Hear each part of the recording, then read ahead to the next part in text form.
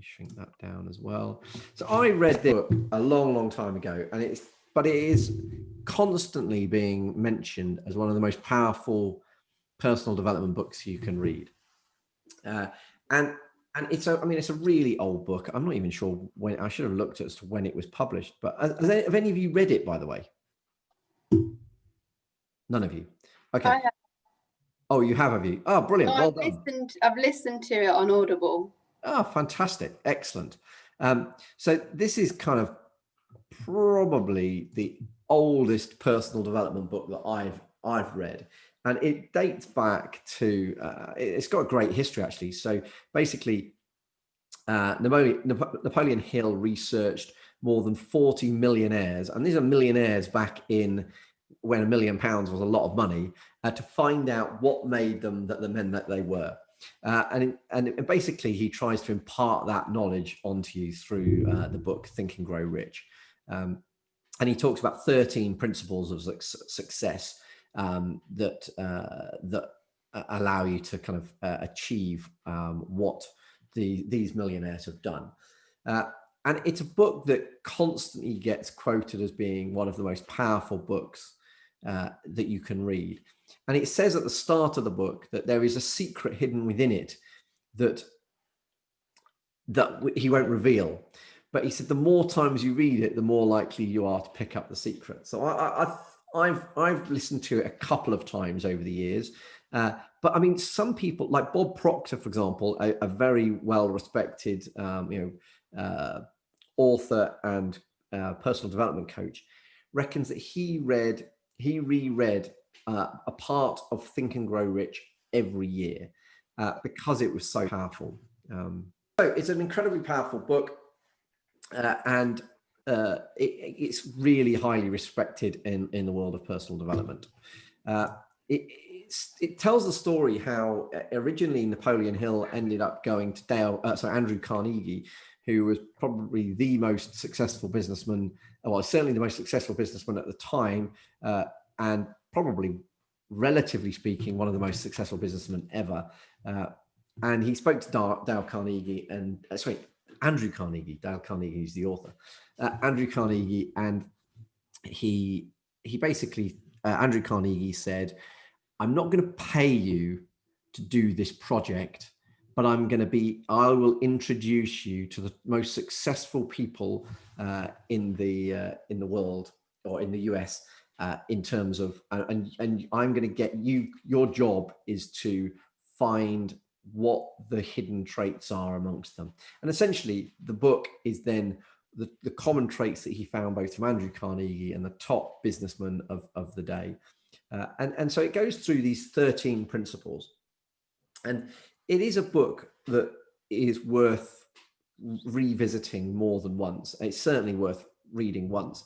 But it's one of those books where I think a bit like Influence, when you read it, you're going through a different stage in your life, so you think about it slightly differently. So the first one of those principles was desire. And so it talks about how the starting point of all achievement is desire.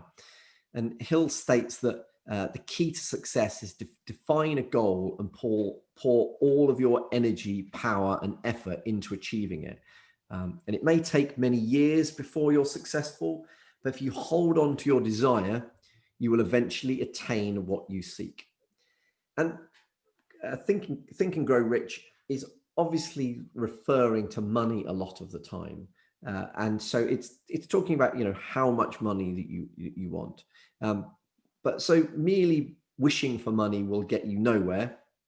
However, to desire riches by way of an obsessive goal, a meticulous plan, and not accepting failure as an option, you will become rich beyond your dreams. And to help you, Hill presents in Think and Grow Rich 6 key steps on this desire piece. So he said, what you need to do is decide exactly how much money you wish to make to the dollar or pound. You need to determine what you're willing to give to receive this amount of money. And this is a really important piece. So it's not about just expecting money to come to you. You've got to determine what you're willing to give in order to receive that money. You've got to choose a date by which you will have amassed this amount of money. you will create a plan. You need to create a plan of how to achieve your goal and begin at once. So whether you feel ready or not, you've just got to take that leap and go. You've got to write all of the above down in a clear statement, and you've got to read this statement aloud twice a day. First thing in the morning and last thing at night. And so you basically visualize your life as if you already had that amount of money. Now, a lot of, we talked a lot about goals. So you'll see a lot of the goal setting process in these statements here, but it's essentially setting clear, smart goals and then writing them down and then repeating them regularly and revisiting them regularly. And by doing that, you'll hit that goal, whether it's a financial one or not. The second principle he talks about in the book is faith and visualization of a belief in attainment of desire. So faith is a state of mind that you must learn to cultivate through repeating affirmations and instructions. A state of faith is created in the subconscious thanks to the process of autosuggestion. So any impulse of thought that is continuously repeated and entered into the subconscious mind eventually becomes a continuous loop of thought. And this, again, I've talked a lot about this. What you're trying to do is kind of imprint what's important to you in your subconscious so that your subconscious knows what's going on. But this can also happen with negative consequences too. So in addition to positive thought patterns, we can also enforce negative ones that can result of us believing that we are unworthy, doomed, or are likely to fail. So Hill therefore argues that it's our beliefs alone that determine the nature of our subconscious. By repeating affirmations, you can reprogram your mind and to visualize and thus to feel and believe that your success is actually guaranteed. So it's that constant repeating of what you believe to be important and having faith that it's going to happen that actually ends up allowing it to happen. And so what he talks about is, what's the greatest factor holding you back from success? And it's usually a lack of self-confidence. So Hill suggests that this five-fold think and grow rich affirmation exercise to repeat in writing and then to learn by memory to increase your confidence. So it's this 5 steps is that you need to know that you are capable of achieving your goal, and you must promise to be persistent in pursuit of this endeavor. Number 2 is that you are the dominating thoughts of your mind will result in physical action and change your reality. You must therefore spend 30 minutes each day thinking about the type of person you want to become. The next one is for 10 minutes each day, you focus on increasing your sense of self-confidence. 4 is write down a description of your goal and don't stop reaching for it until it's attained. And number 5 is come to realize that you cannot have enduring success if you attained it through immoral means. Therefore, make a promise to only engage in a transaction if it benefits all that are involved. A negative attitude towards humanity will never bring you success. Commit this method to memory and repeat it aloud once a day to become successful. So we've all heard of affirmations, and this book suggests that you take it to quite a high level, but the power of them can be quite incredible over time. Next principle he talks about is autosuggestion, so the medium for influencing the subconscious mind. Autosuggestion is synonymous with self-suggestion. It's the bridge between the conscious and the subconscious mind. Merely just reading words aloud will have no impact. You have to attach emotion to those words. So when reciting your affirmations, as laid out in the previous slide, you must encourage your desire to consume you. So your subconscious will only act upon your thoughts that are felt. So you've got to feel those beliefs and desires. And it's one of the reasons why when I talk about goals, I try and ask people to feel how will they feel when so-and-so has happened? It's one of the reasons why the DOS question is so powerful, because it's saying, if we were sat here 1 year from today, what would have to happen for you to be happy with the progress you've made? You're putting them in the scenario that they've already, that these things have already happened. Specialized knowledge is another one, which is all about the personal experiences or observations. The book talks about how there are two types of knowledge: specialized and general. General knowledge is of little use when attempting to accumulate wealth. Knowledge only generates money when organized and specifically directed to a definite end. So to become successful, you must require specific knowledge in an area which you intend to make your fortune in. So if the amount of knowledge requires exceeds your capabilities, Hill recommends creating a mastermind group. And this group should consist of individuals who have the knowledge you seek and who you can manage to help attain your goal, or who can help manage you.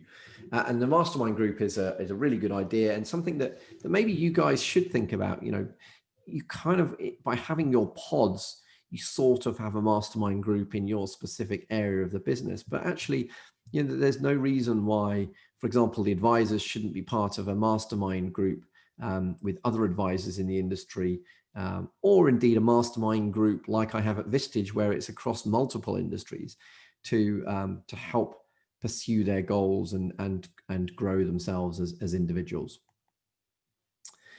Staying on this theme, he also talks about imagination and being the workshop of the mind. So within your imagination, this is where all of the plans are created and formed. The only limitation you face depends on how much you develop your imagination. And this is one of the reasons why setting big goals is actually quite difficult. We often sit there and try and write out our goals and think, well, if this is a 1 year goal, actually in reality, I could probably do most of these goals over the next quarter. If this is a 3 year goal, that's a lack of imagination trying to create, and it is quite challenging to create those bigger goals. And so therefore, according to Hill, there are two types of imagination: synthetic and creative. So through synthetic imagination, you reformulate existing concepts, ideas, and plans into new forms. Nothing is created in this form of imagination because it works with existing mental material. Creative imagination is what springs forth from hunches and inspiration.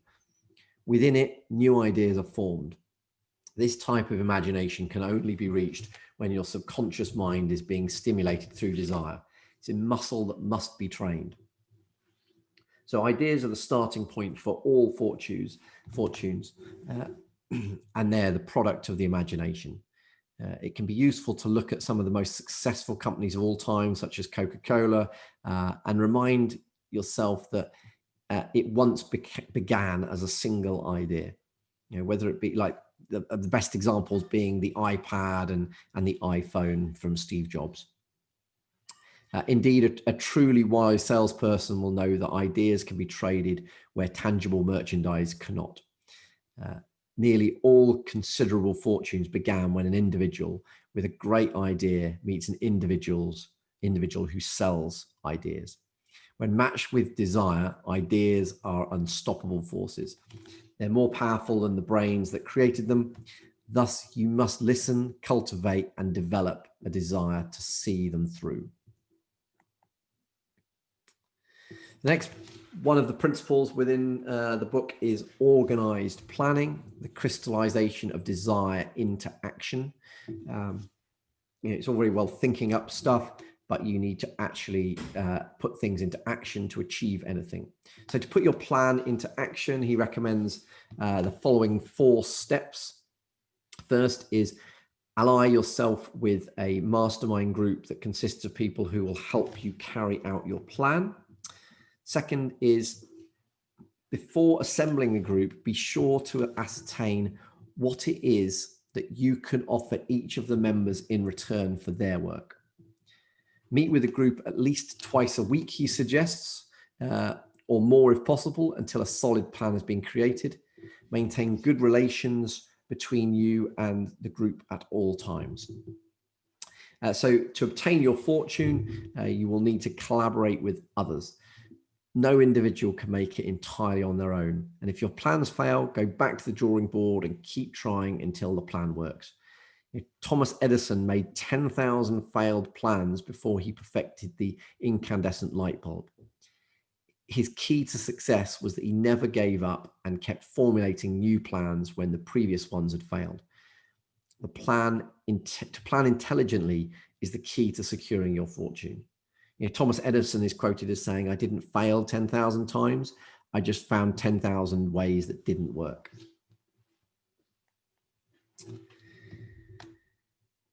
The next principle within Think and Grow Rich is decision, the mastery of procrastination. So after analyzing the data accrued from interviewing about more than 25,000 men and women, Napoleon Hill came to the conclusion that a lack of decision, e.g. therefore procrastination, was one of the leading causes of failure.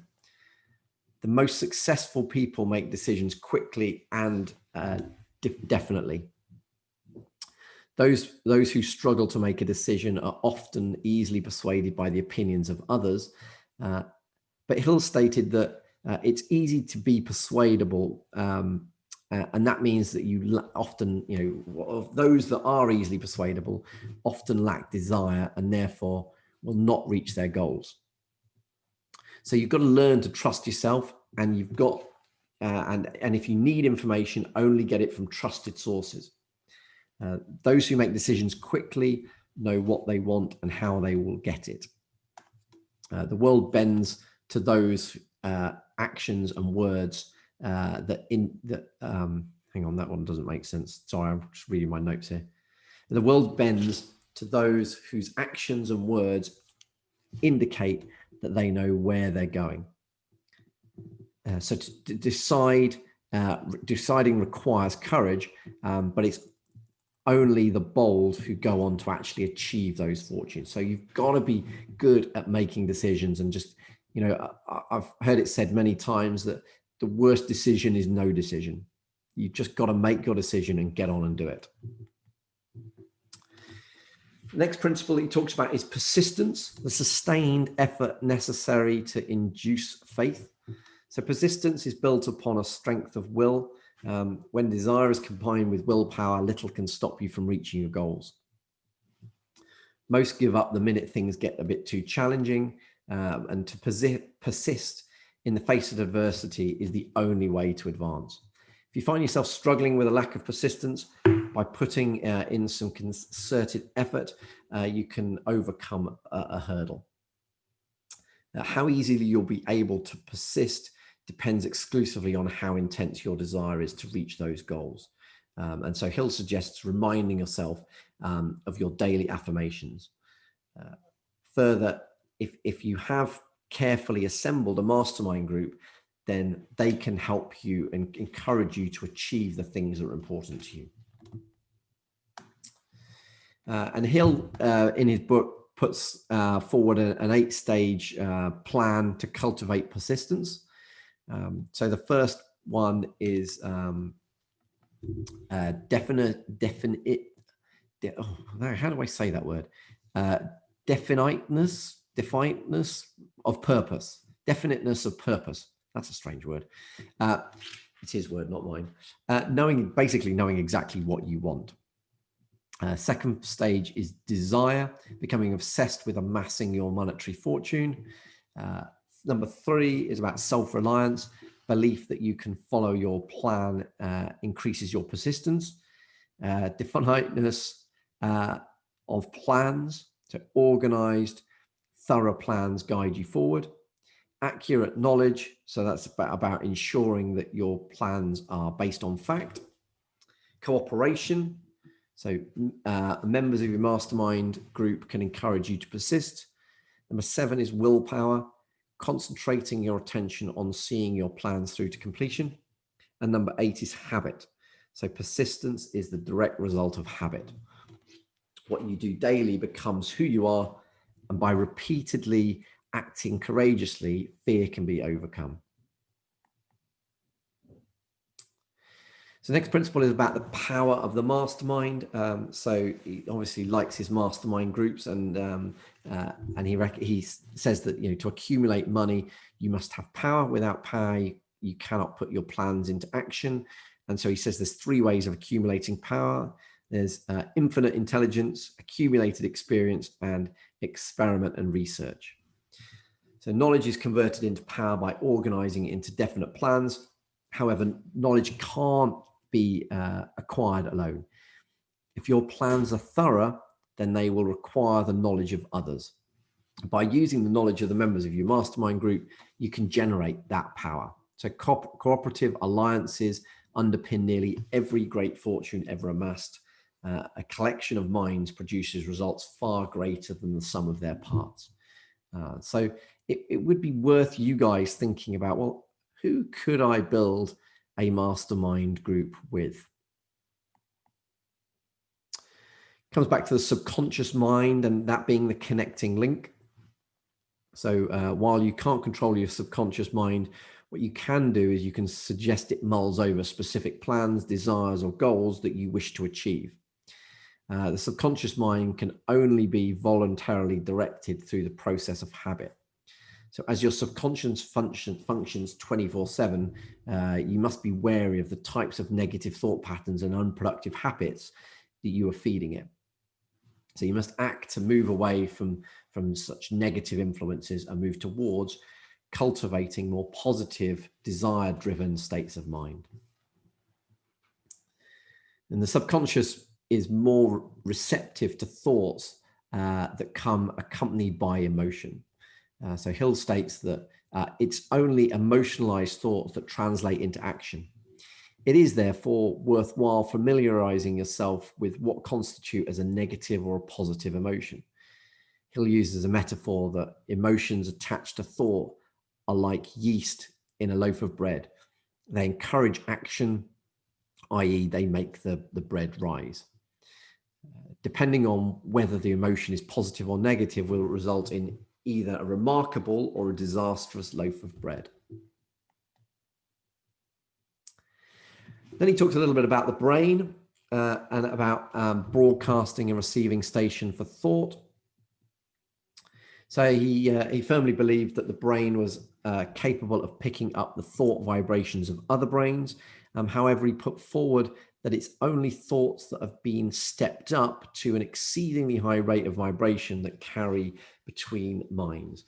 I'm not sure whether there's much science to back this bit of the book up, but he argues that if one is engaging in sex transmutation, then their thoughts will vibrate with a greater frequency. So take of that what you will. To operate your mental broadcasting abilities to the optimum, Hill suggests that you focus on cultivating your subconscious and your creative imagination thanks to the art of autosuggestion. And he talks about the sixth sense, one of my favorite films. I don't think he's referring to the film, though. He's more referring to the door to the Temple of Wisdom. And so he believed that in an infinite intelligence that could be tapped into when the subconscious was vibrating a particularly high and positive frequency. However, he also states that it is possible for the infinite intelligence to communicate to an individual without them having cultivated a suitable mental state beforehand. So Hill refers to the creative imagination as the sixth sense. What people call flashes of inspiration or hunches, he believed were messages from the infinite intelligence. The sixth sense is therefore a combination of mental and spiritual thoughts. Essentially it's kind of learning to tune into those intuitions and hunches that we all have as to what we should or shouldn't be doing. And he says, when you learn to listen to the messages of your sixth sense, you will know to avoid dangers and when to seize the opportunities. It acts as a guardian of angels, a guardian angel of sorts, I suppose. And he argues that if you've accepted the previous chapters of the book, then you will now be ready to accept the notion of the sixth sense without skepticism. The ability to listen to this power happens gradually while the other principles are being realized. And then he talks about the 6 ghosts of fear, and he talks about how you can outwit the 6 ghosts of fear. So before you're ready to integrate the philosophy laid out in the book, he says that you must ensure that you're not being held back by any of what he refers to as the 6 basic fears. So they are the fear of poverty, embodied by indifference, indecision, doubt, worry, overcaution, and procrastination. The fear of criticism, embodied by self-consciousness, lack of poise, an inferiority complex, extravagance, lack of initiative or lack of ambition. The fear of ill health, embodied by poor exercise, susceptibility, self-coddling, those sorts of things. The fear of the loss of someone's love, embodied by jealousy, fault-finding, and gambling. Then he talks about the fear of old age, embodied by slowing down and developing an inferiority complex around the age of, well, he refers to it as 40. I wonder whether that's nowadays more like 60, but who knows? Referring to oneself apologetically as being old and killing off the habits of initiative, imagination, and self-resilience. And the 6th fear is the fear of death, embodied by focusing on dying rather than living, a lack of purpose, and a lack of suitable occupation. So obviously that's something that we talked about in the dream retirement to a certain extent. So basically what he talks about is that your greatest successes will often come just one step beyond the point at which defeat has overtaken you. It's that we get to the darkest moment just before dawn. And he says that all our fears can be grouped into one of those 6 fear headings, as all emotionalized thoughts translate into physical action. All thoughts attached to fear can never result in acts of significant financial gain. However, fear is nothing but a state of mind, and the mind can be directed. Therefore, you can control your fate by controlling your mind, and thus overcome fear and accumulate all of your desired riches. And he says that it's vital that we set your mind on a definitive goal and observe how quickly the world stands aside to let you pass.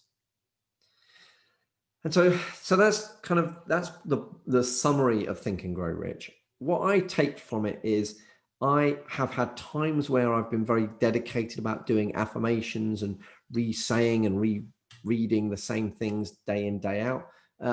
And I have to confess that nowadays I'm not so much on that wavelength, but I'm not saying that it didn't help me when I was doing it. I have no doubt that it did help me. The one thing that I think is quite interesting to take away from this book is that actually, whilst it's called Think and Grow Rich, really the principles in this book are not about making more money. They can be used to have more money, but that is just one of the things that we desire, and probably not the thing that we desire the most by any stretch of the imagination. And so therefore, the principles within this book are really about how do you set your sights on what is actually important to you and how do you achieve them.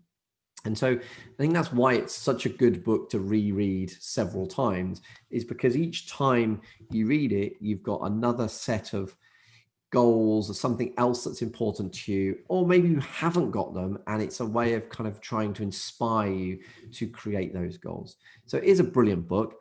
It is quite old school when it comes to the whole personal development piece, and it's got some strategies and suggestions in there that would now probably feel a bit too clappy and huggy type for particularly a British audience, but the principles within it are genuinely brilliant, and it's a book that I would strongly recommend that you read at some point in your life. I think regardless of what you're going through at that time. It's a book that will help you clarify and set out some clearer goals for the future.